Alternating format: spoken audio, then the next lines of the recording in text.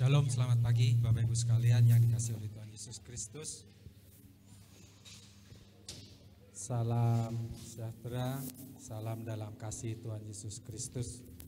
Bapak Ibu sekalian yang dikasihi oleh Tuhan, sebelum kita memulai ibadah pagi hari ini, Minggu 15 Mei 2022, perkenankan saya membacakan beberapa penegasan warta gereja pada pagi hari ini.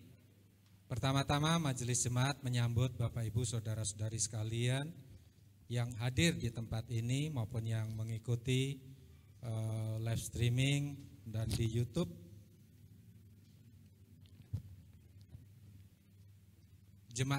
Majelis jemaat menyambut dengan sukacita, dan apabila Bapak Ibu yang baru pertama kali mengikuti ibadah ataupun seluruh jemaat yang menginginkan atau mendapat pelayanan lebih lanjut, pelayanan khusus, pendampingan pastoral, dapat menghubungi para rohaniawan yang nomor ponselnya, HP-nya bisa dibaca di warta. Berita ulang tahun Bapak Ibu sekalian, majelis jemaat mengucapkan selamat ulang tahun kepada pertama Ibu Yeni Limansa, kedua Saudari Edwina Rusli, 3 Ibu Helena Maria, keempat Ibu Marta Maria Karni, kelima Saudara Joshua Anju Manalu, keenam Bapak Yohanes Salmon. Selamat menikmati hidup yang lebih bermakna bersama Tuhan Yesus Kristus, dan Tuhan Yesus memberkati senantiasa dalam pertumbuhan iman. Dan untuk nama-nama yang disebutkan tadi, apabila ada kesalahan dalam penulisan nama, majelis jemaat, sekretariat juga mohon maaf dan bisa mengkonfirmasi untuk pembetulan setelah ibadah pada siang hari ini. Bapak Ibu yang dikasihi oleh Tuhan Yesus Kristus, pada pagi hari ini pelayan pembawa firman berdasarkan surat permohonan dari Universitas Kristen Duta Wacana bahwa pada pagi hari ini kita akan dilayani oleh Saudara Yosias Bramantyo ya, dari Universitas Kristen Duta Wacana yang pada saat ini sudah masuki semester genap, berasal dari Gereja Kristus Tiampea. Majelis jemaat memberikan kesempatan dan untuk melaksanakan khotbah dalam ibadah pagi dan sore yang direncanakan pada hari ini. Demikian Bapak Ibu bisa sebagai pemberitahuan. Itu atas pelayanannya, majelis jemaat serta jemaat Gereja Kristus Purwakarta menyampaikan banyak terima kasih kepada Saudara Yosias Bramantyo. Tuhan memberkati. Selanjutnya ibadah kenaikan Bapak Ibu sekalian, diinformasikan kepada seluruh anggota jemaat bahwa ibadah kenaikan Tuhan Yesus Kristus akan dilaksanakan pada hari Kamis. Sekali lagi hari Kamis tanggal 26 Mei 2022 pada pukul 8 pagi. Sekali lagi Kamis 26 Mei pukul 8 pagi akan diadakan ibadah kenaikan Tuhan Yesus Kristus. Diharapkan jemaat bisa memperhatikan ini khususnya untuk jam pelaksanaan ibadahnya. Ketiga, doa 10 malam setelah kita melakukan ibadah kenaikan, maka tanggal 27 Mei hari Jumat sampai dengan 4 Juni tahun 2022 ini, setiap pukul 19 malam atau 7 malam akan diadakan doa 10 malam. Jadwal pelayanan dapat dilihat pada lembar warta. Jemaat diharapkan untuk bisa memperhatikan. Warta selanjutnya tentang baptisan kudus, diinformasikan kepada seluruh jemaat yang ingin membaptiskan putra-putrinya dapat mengambil formulir di sekretariat atau menghubungi sekretaris majelis yaitu Bapak Eka Prastyo, di mana baptisan kudus akan dilakukan pada Minggu 26 Juni 2022. Untuk penyerahan formulir selambat-lambatnya diharapkan pada tanggal 12 Juni. Warta selanjutnya tentang dana kebersamaan, Bapak Ibu sekalian, bahwa di depan atau Bapak Ibu juga bisa menghubungi sekretaris majelis bahwa kita akan melakukan atau menggalakkan kembali amplop warna biru atau hijau untuk dana kebersamaan, di mana amplop ini akan diedarkan atau dibagikan pada jemaat sekalian dan diisi per bulan ataupun dikumulatifkan selama 1 tahun. Untuk amplop dan kartu bisa diambil atau diminta di sekretariat. Kemudian info bagian, Bapak Ibu sekalian, terakhir tentang pelayanan pelawatan pada hari Kamis 19 Mei 2022 juga, bahwa akan ada tim pelawatan di mana pada Kamis ini yang akan melayani yaitu Saudara Arga, kemudian Saudara Andri Diba, Bapak Agus, Ibu Galina. Kiranya Bapak Ibu dan saudara-saudara yang mendapatkan jadwal kali ini bisa memperhatikan dan mengambil jadwal pelawatan di sekretariat. Gigi remaja, bahwa disampaikan juga untuk remaja, dan ini informasi juga untuk orang tua yang memiliki anak-anak dalam kelompok usia remaja. Pada hari Sabtu depan, tanggal 21 Mei, akan dilaksanakan grup-grup remaja pada pukul 3 sore bertempat di Gereja Kristus Purwakarta dan akan dilayani oleh Penatua Khusus Doni Triyono. Tadi sempat saya dapat informasi bahwa remaja kita pada saat ini sudah terdaftar 30 orang. 30 orang, tapi kalau dari kehadiran untuk ibadah hari Minggunya tidak sampai. Jadi kami menghimbau Bapak Ibu sekalian yang memiliki atau mempunyai anak-anak pada usia remaja bisa mendorong anak-anaknya untuk aktif, karena mereka adalah pemegang tongkat estafet kita untuk jemaat dan untuk pelayanan di Gereja Kristus Purwakarta. Terakhir, untuk ibadah wanita akan diadakan pada hari Jumat tanggal 20 Mei 2022, akan dilaksanakan juga pukul 4 Gereja Kristus Purwakarta. Untuk pelayan firman Tuhan atau pembawa firman Tuhan, sharing, akan dilayani oleh Bapak Penatua Khusus Doni Triyono, dan untuk liturgos atau pemimpin pujian oleh Ibu Ong Ing Nio. Ya, demikian Bu Iing. Itu biasanya kita kenal. Kiranya seluruh jemaat wanita dapat memperhatikan. Bapak Ibu sekalian, untuk warta lebih jauh, lebih lengkapnya lagi, warta keuangan, warta kegiatan dan pelayanan bisa dibaca dalam warta jemaat yang dibagikan di depan atau diambil di depan. Dan majelis jemaat mengucapkan terima kasih untuk semua perhatiannya. Selamat beribadah, Tuhan Yesus memberkati. Selanjutnya saya mengundang Bapak Ibu untuk kita bangkit berdiri. Kita akan memulai ibadah pada pagi hari ini yang selanjutnya akan dipimpin langsung oleh pelayan firman maupun oleh liturgos.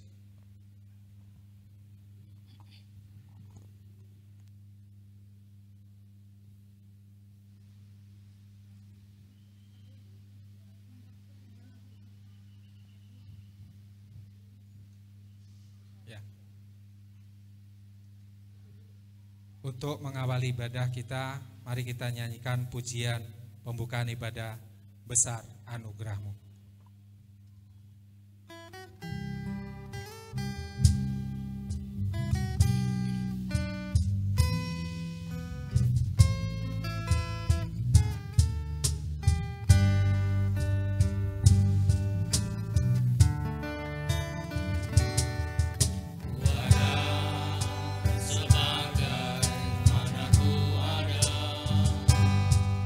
Berdiri menghadap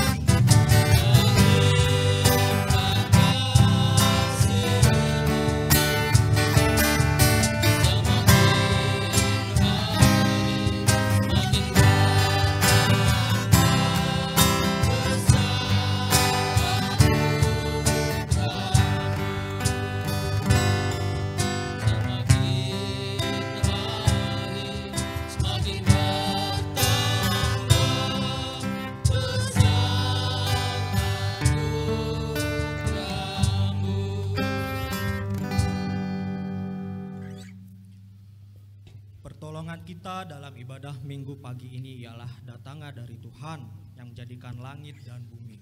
Allah yang maha kasih, yang kasih setianya kekal sampai selama-lamanya. Kasih karunia dan damai sejahtera dari Allah, Bapa kita dan dari Tuhan Yesus Kristus menyertai saudara sekalian. Amin.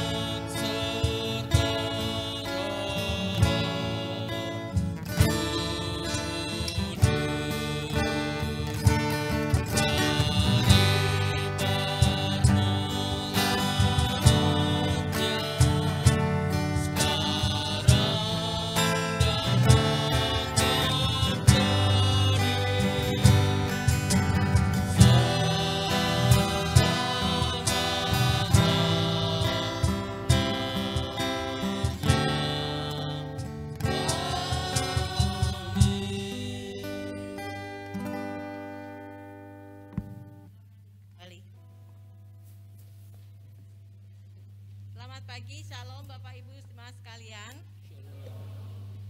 Puji Tuhan, kita sampai saat ini dengan tidak kurang suatu apapun. Semua itu atas berkat dan pertolongan Tuhan.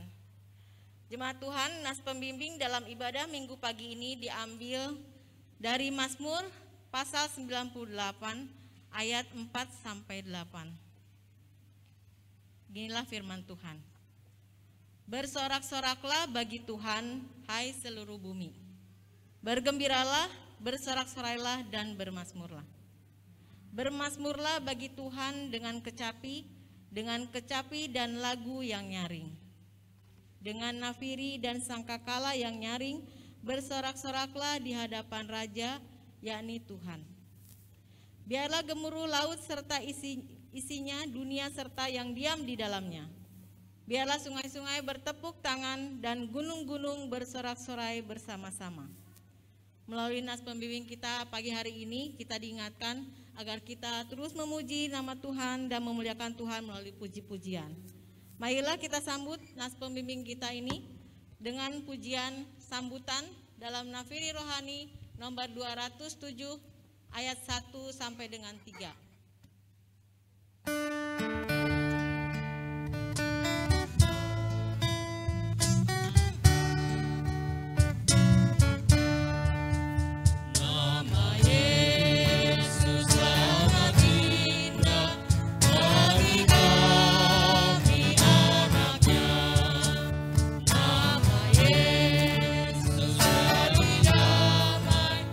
Bagi jiwa yang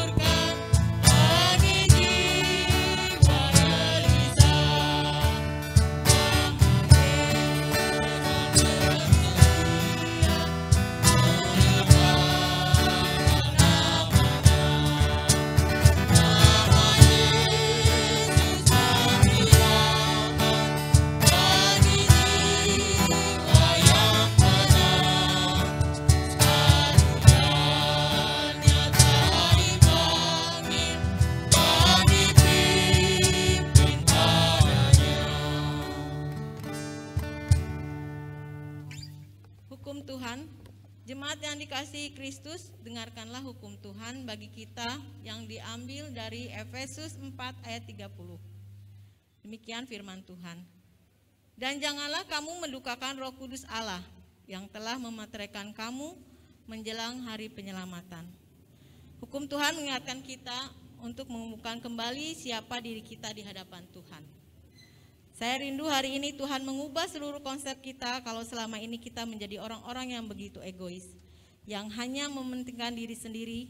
Biarlah hidup kita pun boleh menyenangkan hati Tuhan. Amin. Marilah kita masuk ke pengakuan dosa.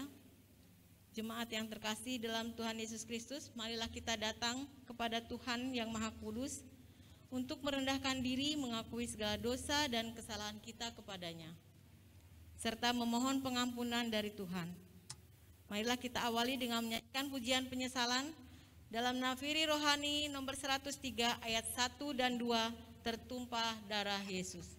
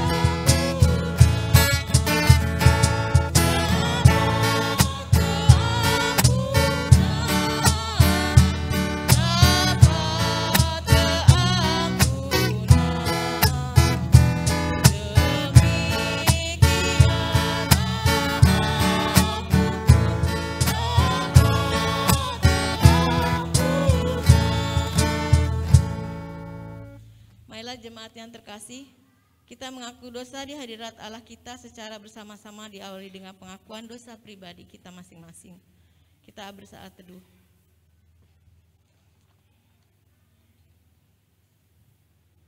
Ya Bapa kami yang di surga, Engkau Maha Kasih dan Maha Murah. Berkat-Mu melimpah ruah, Engkau tidak pernah jemu menjawab doa dan kerinduan kami, dan tidak pernah terlambat sedetik pun untuk menolong kami. Namun kami sering berbuat jahat terhadap Engkau dan mendukakan hati-Mu. Kami selalu melanggar hukum-hukum yang Kau tetapkan untuk kebaikan kami sendiri. Kami juga acap kali mengabaikan petunjuk dan bimbingan Roh Kudus. Kasihan kami orang berdosa ini Tuhan. Ya Tuhan Allah sumber segala berkat dan sumber kebahagiaan kami.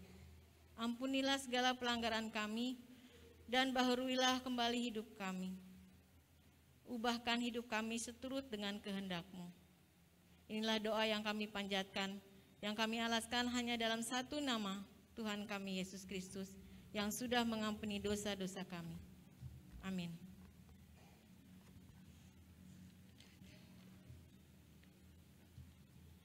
Berita anugerah, kami mengundang Bapak Ibu untuk bangkit berdiri. Kita akan menyambut berita anugerah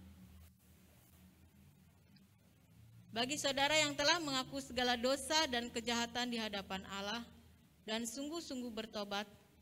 Dengarlah berita anugerah pengampunan yang terambil di dalam Mazmur pasal 32 ayat 1 sampai dengan 2.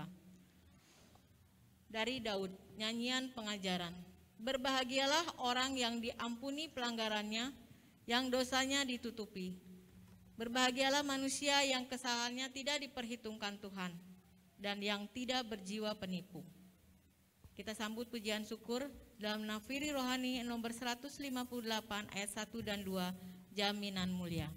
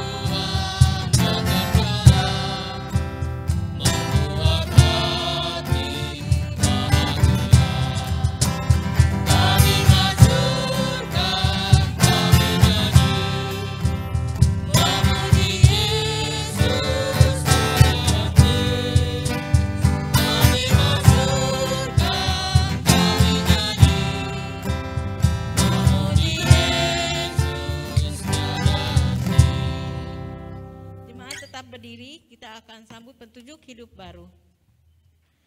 Jemaat yang dikasihi Tuhan, sekarang dengarkanlah petunjuk hidup baru bagi kita sekalian. Seperti firman Tuhan di dalam 1 Petrus 4 ayat 8. Firman Tuhan. Tetapi yang terutama, kasihilah sungguh-sungguh seorang akan yang lain, sebab kasih menutupi banyak sekali dosa. Sekali lagi saya bacakan. Tetapi yang terutama, kasihilah sungguh-sungguh seorang akan yang lain, sebab kasih menutupi banyak sekali dosa. Ayat ini mengajari kita semua untuk mengasihi sesama, terlebih mengasihi Tuhan dalam hidup kita. Marilah, Tuhan sudah mengingatkan kita melalui ayat ini untuk kita saling mengasihi satu dengan yang lain. Silakan duduk kembali. Sebelum mendengarkan firman Tuhan, ada kesaksian pujian dari Usinda. Dipersilahkan.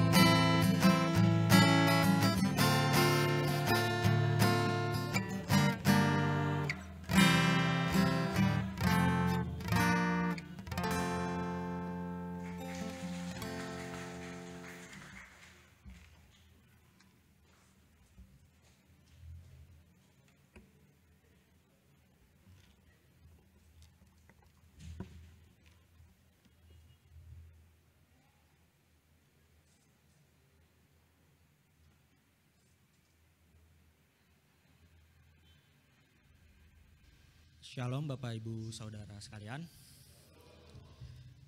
Sebelum pemberitaan firman Tuhan, mohon izin untuk saya kembali memperkenalkan diri saya.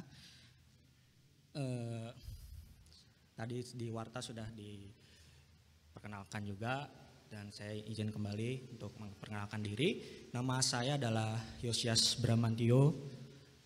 Ya, saya di sini ada melakukan praktik khotbah di semester 6 ini di mata kuliah praktik homiletika, di mana kami semua harus diwajibkan untuk berkhotbah, praktik khotbah di gereja-gereja.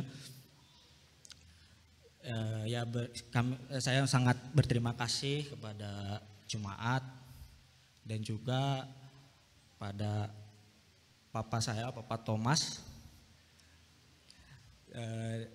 Beliau itu adalah kembaran dari almarhum papa saya juga, yang dulu melayani di gereja Kristus Bogor.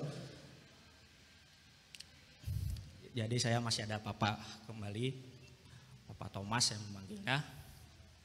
Ya, saya mengucapkan banyak terima kasih terhadap majelis, segenap majelis serta jemaat telah mengizinkan saya untuk praktik khotbah di sini. Saya juga tidak ingin praktik ini aja sekedar praktik, tapi bisa menjadi berkat bagi kita semua. Mari kita menyanyikan pujian persiapan hati, persiapkan hatiku Tuhan.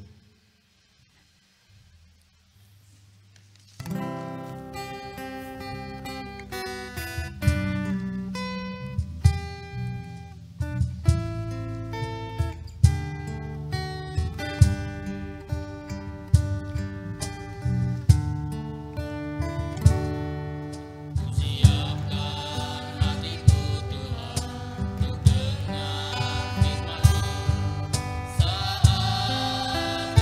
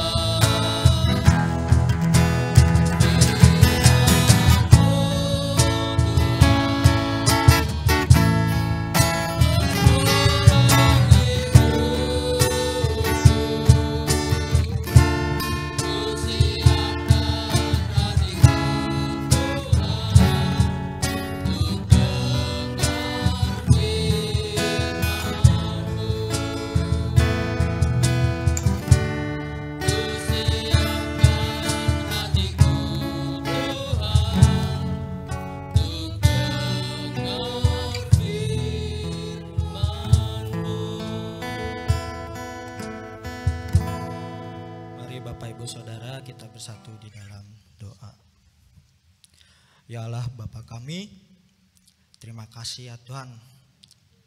Pada hari ini kami berkumpul dan bersekutu oleh karena kasih dan penyertaan-Mu. Sekarang kami akan membaca, merenungkan dan mendengarkan firman-Mu ya Tuhan. Ketuk dan buka hati pikiran kami, minta penyertaan Roh Kudus Tuhan agar firman ini dapat menjadi pelajaran kehidupan bagi kami. Terima kasih ya Tuhan. Amin.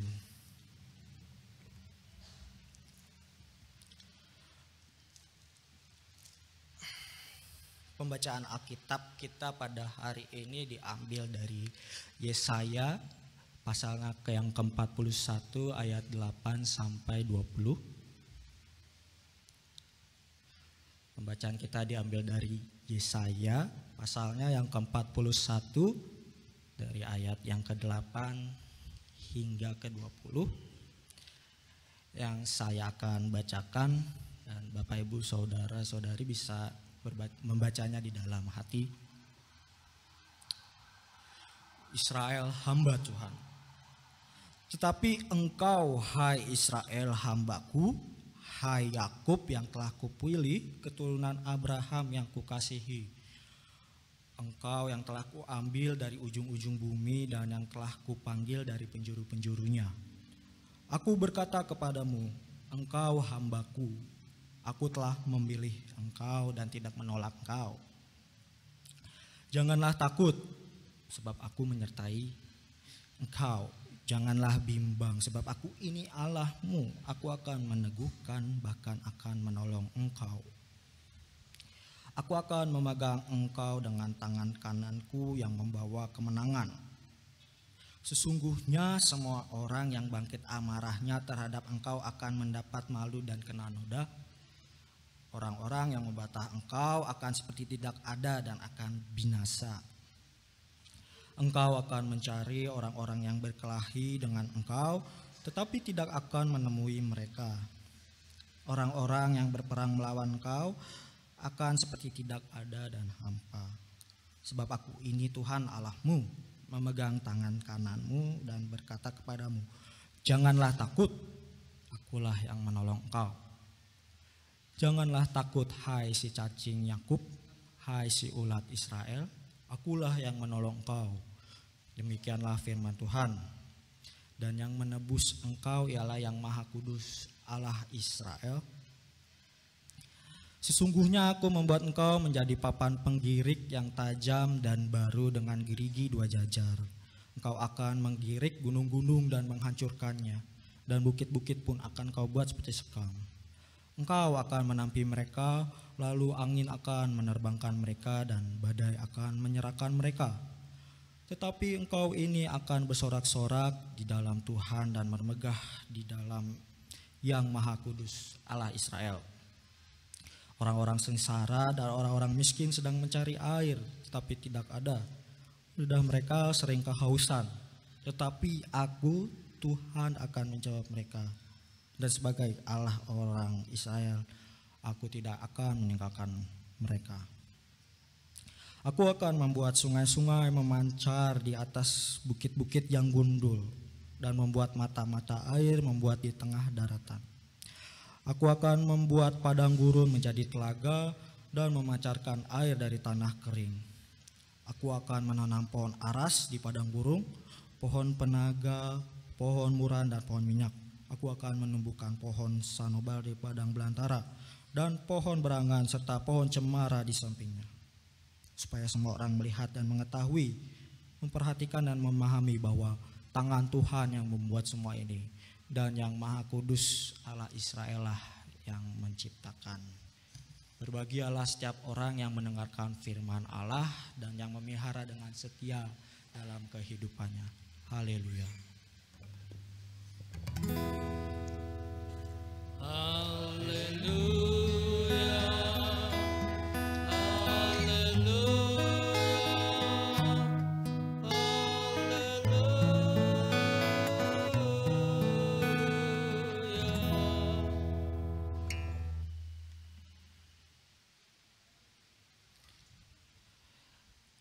rasa takut pasti pernah dirasakan dan dialami oleh setiap manusia ya Bapak Ibu Saudara. Rasa takut orang juga tiap orang itu berbeda-beda. Jika dilihat dari usianya, mungkin dari usia yang kecil, anak kecil biasanya takut ketinggian atau juga takut gelap. Lalu beranjak dewasa, kita sesuai pengalamannya, kita mempunyai rasa takut yang berbeda. Ada yang takut kehilangan seseorang yang dicintainya, ada yang takut akan hari esok, takut tidak dapat memenuhi kebutuhannya sehari-hari. Ada juga orang yang lebih takut hidup daripada takut mati, dan sebaliknya. Ya, sedikit cerita mengenai saya rasa takut saya. Baru-baru ini ya saya dalam praktik khotbah yang pertama itu saya benar-benar tegang, nervous, takut. Ya, tetapi saya ingat cerita dari amanat dari dosen saya, ya kalau namanya memberitakan firman Tuhan, memberitakan Injil, mengapa mesti takut? Itu adalah kabar sukacita, di mana kita juga harus bersukacita dalam memberitakannya. Dan juga beliau juga memberikan amanat-amanat lainnya seperti di dalam psikologi, bahwa rasa takut itu sama sebenarnya mengeluarkan hormon yang sama ketika kita mempunyai rasa senang yang berlebih. Jadi daripada takut mending kita senang, excited. Ya, di dalam bukunya Dua Konteks, Immanuel Girit Singgih yang juga adalah dosen saya mengatakan bahwa insting ketakutan kita itu muncul sejak manusia jatuh ke dalam dosa. Ketika manusia seharusnya hidup bersama-sama Allah, damai dan sukacita di Taman Eden, tapi karena kesalahannya dalam kejatuhannya dalam dosa, ia harus dipisahkan dari Allah. Sekarang kita manusia mau tidak mau harus menjalani kehidupannya sehari-hari di dalam ketakutan. Yang pada orang beriman pun itu juga tidak lepas. Begitu juga Bapak Ibu Saudara, ketika umat Israel menghadapi masa pembuangan ke Babel selama 40 tahun lamanya, sekitar 15 sampai 20 ribu terkhususnya itu para bangsawan, imam, pegawai tinggi dan para ahli-ahlinya, tukang, harus mengalami pembuangan dan penjajahan di Babel. Ibu bapak kalau ada waktu luang juga bisa membaca pembuangan ini di kisah Yeremia pasalnya yang ke-52. Waktu itu Raja Zedekia, Raja Yehuda yang memerintah. Mereka dibuang karena pemberontakannya yang gagal. Karena mau meloloskan dari kekuatan dan kekuasaan Babel. Ya, Babel ini kalau bisa dibayangkan sekarang ini adalah Irak dan Suriah, Bapak Ibu Saudara. Imbasnya ketika gagal dalam pemberontakan itu, kota Yerusalem beserta baitnya pun dihancurkan.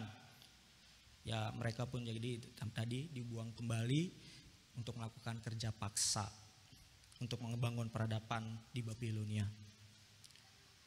Dan pada waktu tertentu Bapak Ibu Saudara, orang-orang di Israel waktu pada masa pembuangan tersebut, mereka juga berkumpul untuk memperingati jatuhnya mereka, jatuhnya Yerusalem, hancurnya bait Allah, dan matinya keturunan Raja Daud yang terakhir. Ya, bisa bayangkan di dalam saat berkumpul, di dalam ketakutannya, di tempat asing, seperti semua orang yang dijajah dan dibuang. Ya, mereka hidup di dalam ketakutan, di mana mereka harus tunduk di dalam penguasa Babel yang harusnya mereka ada di tanahnya mereka sendiri, merdeka dan memperjuangkan hidupnya di sana. Ya, di sana mereka saat berkumpul mereka juga mencoba mengingat akan kebesarannya pada bangsa Syam, di mana waktu itu kejayaan bangsa Israel di masa pemerintahan Daud. Dan mereka juga mengidam-idamkan untuk pulang ke tanah mereka untuk membangun peradaban mereka sendiri. Ya, mereka berusaha mengerti bagaimana sejarah Allah dengan umatnya ini. Mereka mengucap doa-doa, keluhan, mendengar dan merenungkan firman Tuhan.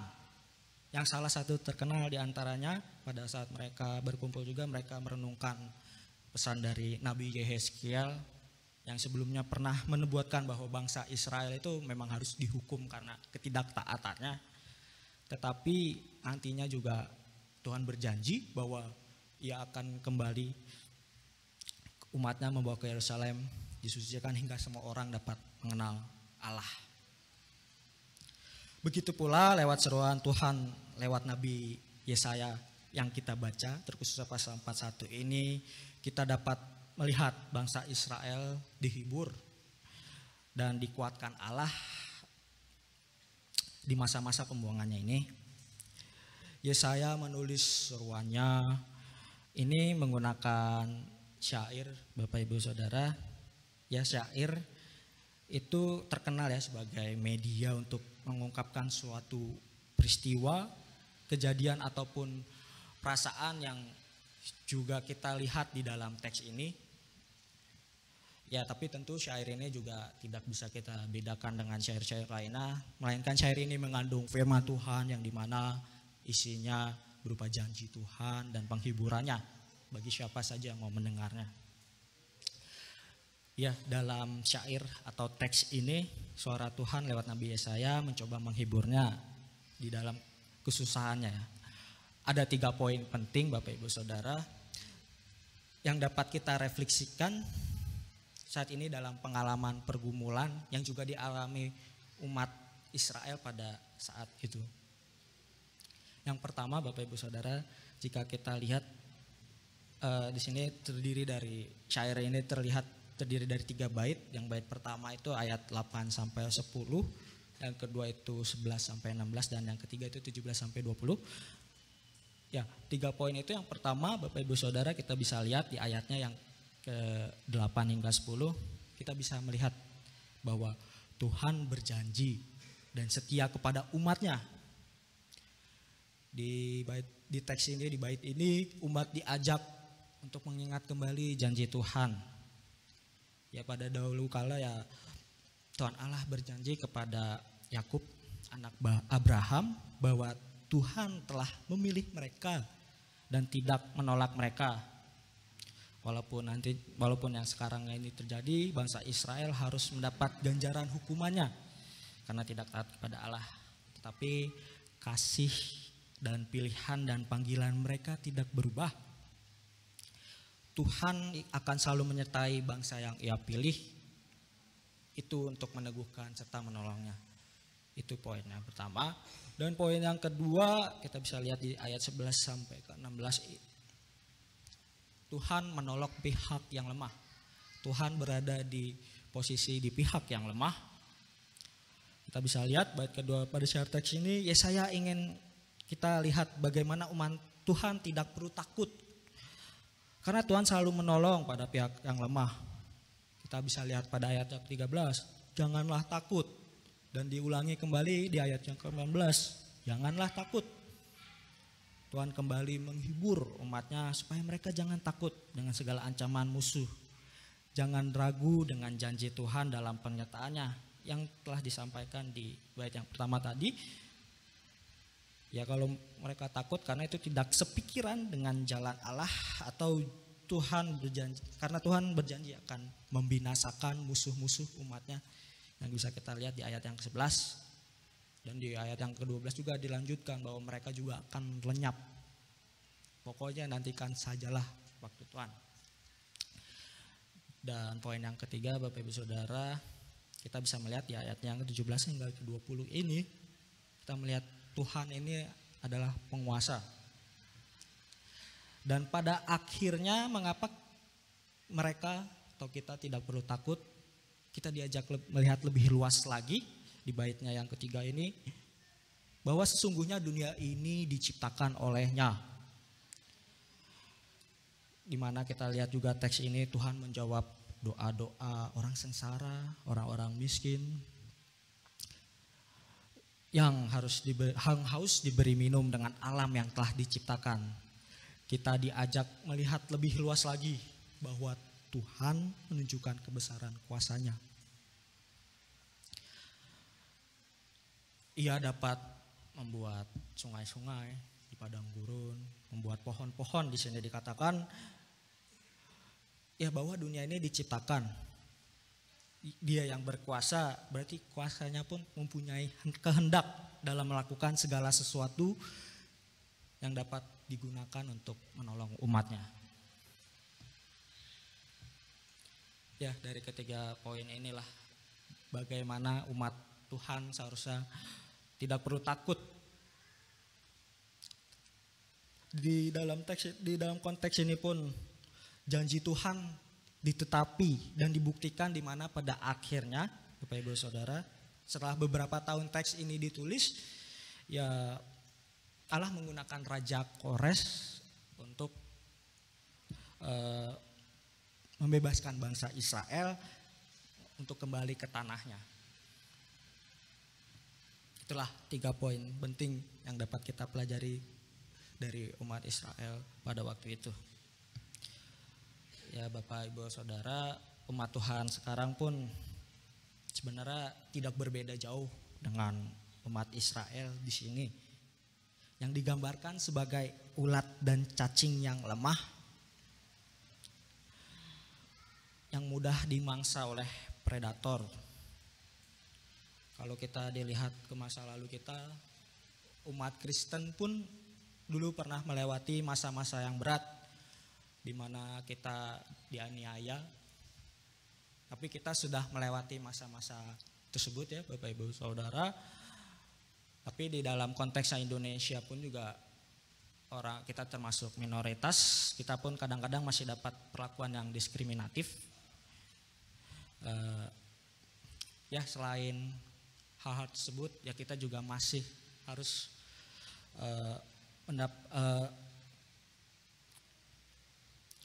harus menghadapi pergumulan kehidupan sehari-hari, Bapak Ibu Saudara.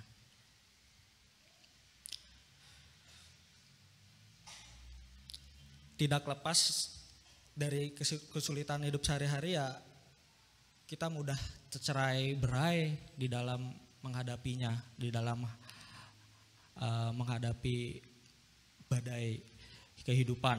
Seperti tadi kita mudah tercerai-berai oleh predator. Iman kita goyah karena ya tadi badai hidup kita yang melanda. Ya di mana itu terjadi kalau kita melupakan janji Allah yang sebenarnya akan selalu sedia menolong kita. Ya dari pemberitaan firman Tuhan ini kembali kita juga mau belajar di dalam pergumulan, di dalam kehidupannya sehari-hari. Seharusnya kita tidak lupa janji Tuhan yang akan selalu menolong kita. Seperti juga janji Tuhan Yesus kepada kita ketika kita di dalam masa kesulitan. Di masa-masa sulit sebenarnya kita tidak sendiri. Ada yang tahu Bapak Ibu Saudara siapa yang menemani kita ketika kita ada di masa-masa sulit?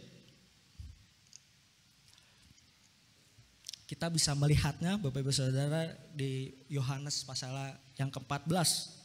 Mungkin kita bisa buka. Yohanes pasal yang ke-14 dimulai dari ayatnya yang ke-25.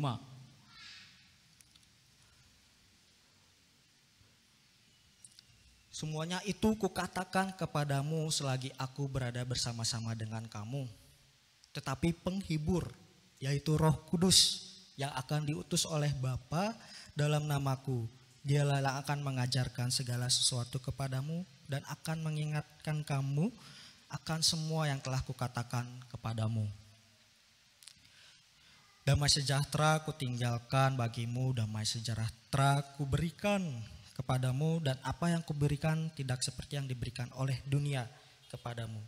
Janganlah gelisah dan gentar hatimu. Itulah janji Tuhan Yesus. Ia menjanjikan seorang penghibur, yaitu Roh Kudus, ketika kita mengalami pergumulan kita sehari-hari. Tidak hanya roh penghibur Bapak Ibu Saudara, tetapi kita umat Allah sebenarnya juga telah diberi kuasa ketika menghadapi pencobaan. Bisa lihat juga di ayatnya ke Lukas 10 ayat 19 yang ke-20 yang akan saya bacakan. Sesungguhnya aku telah memberikan kuasa kepadamu untuk menginjak ular dan kalajengking, dan kuasa untuk menahan musuh, sehingga tidak ada yang membahayakan kamu. Namun demikianlah, jangan kamu bersukacita karena roh-roh itu takluk kepadamu, tetapi bersukacitalah karena namamu terdaftar di kerajaan surga. Jadi Bapak Saudara itu kita jangan takut. Roh penghibur Tuhan, Roh Kudus telah menyertai kita. Amanat juga disampaikan bahwa kita telah diberi kekuasa dalam menghadapi percobaan hidup ini, dalam mengatasi roh-roh itu. Tapi bukan karena kita dapat mengatasi masalah hidup tersebut, tetapi karena kita juga telah terdaftar di kerajaan surga. Amin. Saat teduh bagi kita semua.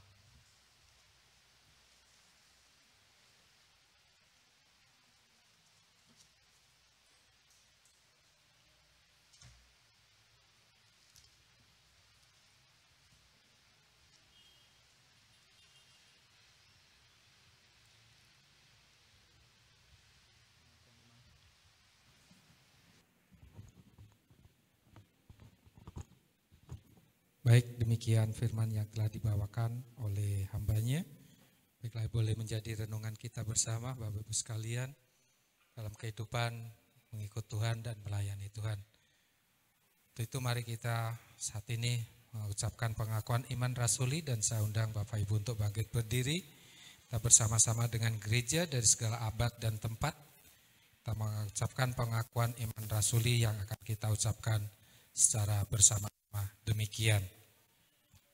Aku percaya kepada Allah, Bapa yang Maha Kuasa, Pemilik langit dan bumi, dan kepada Yesus Kristus, Anaknya yang tunggal Tuhan kita, yang dikandung dari Roh Kudus, lahir dari anak darah Maria, yang menderita di bawah pemerintahan Pontius Pilatus, disalibkan, mati dan dikuburkan, turun ke dalam kerajaan maut.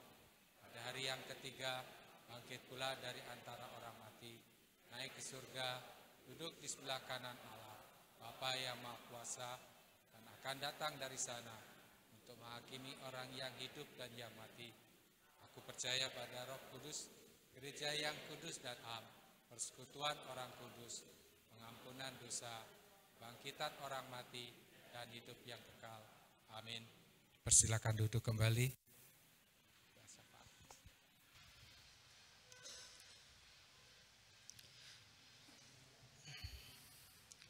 Ya, Bapak Ibu Saudara, pada hari ini kami bersyukur kami dapat mengadakan ibadah dan persekutuan pada hari ini, yaitu karena penyertaan-Mu. Ya, pada hari ini kami berdoa bagi bangsa dan negara kami, bagi Bapak Presiden Joko Widodo bersama dengan Bapak Haruf Ma'amin beserta kabinet periode ini. Kiranya Tuhan berikan hikmat dalam mengambil setiap keputusan dan kebijakan demi kesejahteraan bangsa. Kami juga berdoa ya Tuhan bagi pelaksanaan pemilu dan pilkada serentak pada tahun 2024 nanti agar berjalan lancar dan aman. Mulai dari persiapan, pendaftaran, dan perhitungan suara menjadi dengan tertib dan tidak lagi ada politik bermuatan sara yang bisa memecah masyarakat juga bagi kesatuan bangsa kami.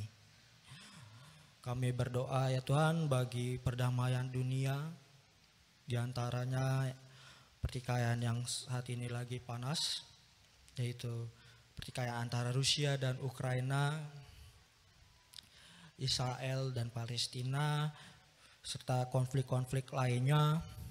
Tuhan tolong untuk mereka dapat merendahkan diri untuk menghentikan perang ini ya Tuhan. Kami juga berdoa bagi Gereja Kristus Purwakarta dalam segenap aspek pelayanan dan program kerja. Kiranya rohaniwan, majelis jemaat, BP bagian dan koordinator dapat bersinergi dengan baik. Berdoa bagi pergumulan setiap jemaat juga Bapak Ibu Saudara.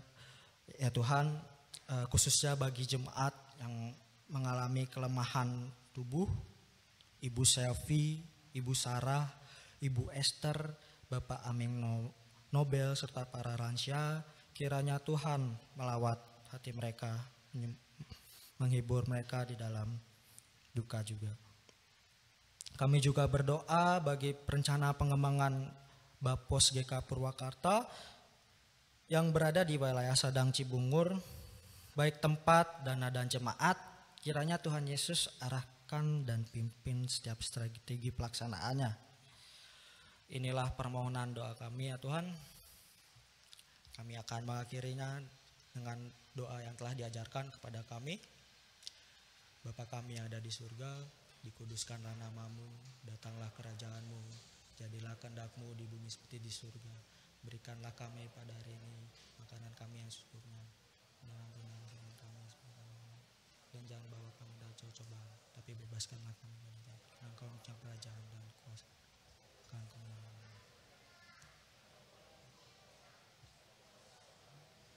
sampai selama-lamanya. Amin.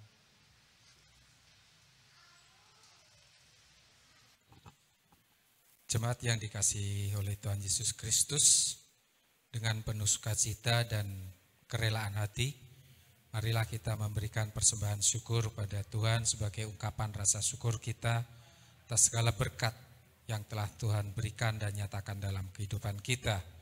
Dengan mengingat firman Tuhan di dalam Mazmur 50 ayat yang ke-23, tak demikian, siapa yang mempersembahkan syukur sebagai korban, ia memuliakan aku. Siapa yang jujur jalannya, keselamatan yang dari Allah akan kuperlihatkan kepadanya. Pada pagi hari ini kita diberikan kesempatan untuk memberikan persembahan syukur, di mana persembahan syukur nanti boleh Bapak Ibu isi dalam kotak persembahan yang ada di belakang, di pintu depan maupun di pintu belakang sambil perjalanan pulang. Untuk mengucapkan atau menyampaikan pujian persembahan pada pagi hari ini, kita akan naikkan satu pujian secara bersama-sama, yaitu Persembahanku.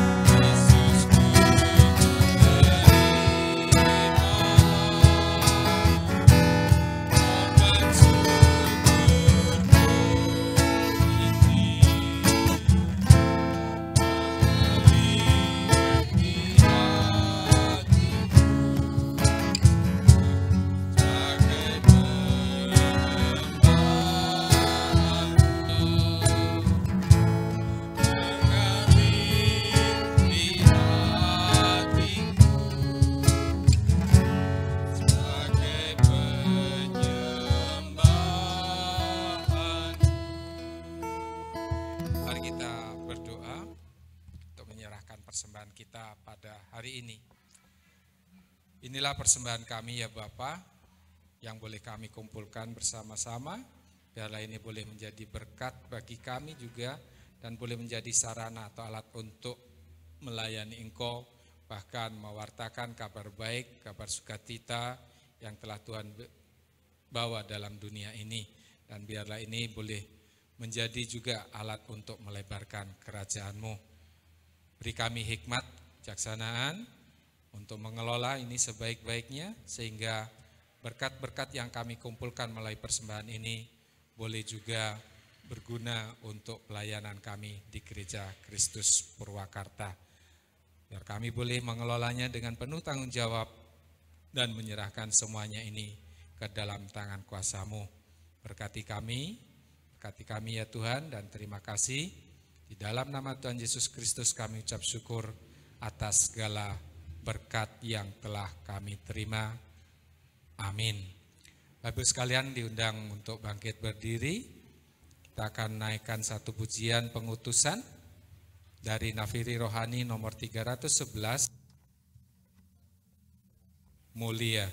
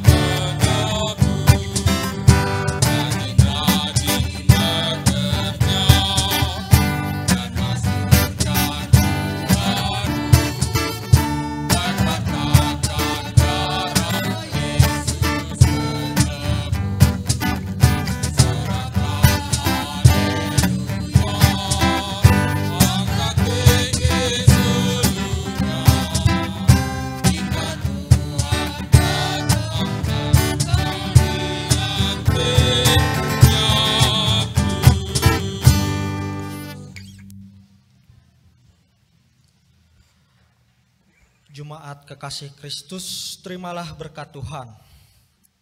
Kasih karunia Tuhan Yesus Kristus dan kasih Allah Bapa serta persekutuan Roh Kudus menyertai kamu sekalian dari sekarang sampai selama-lamanya.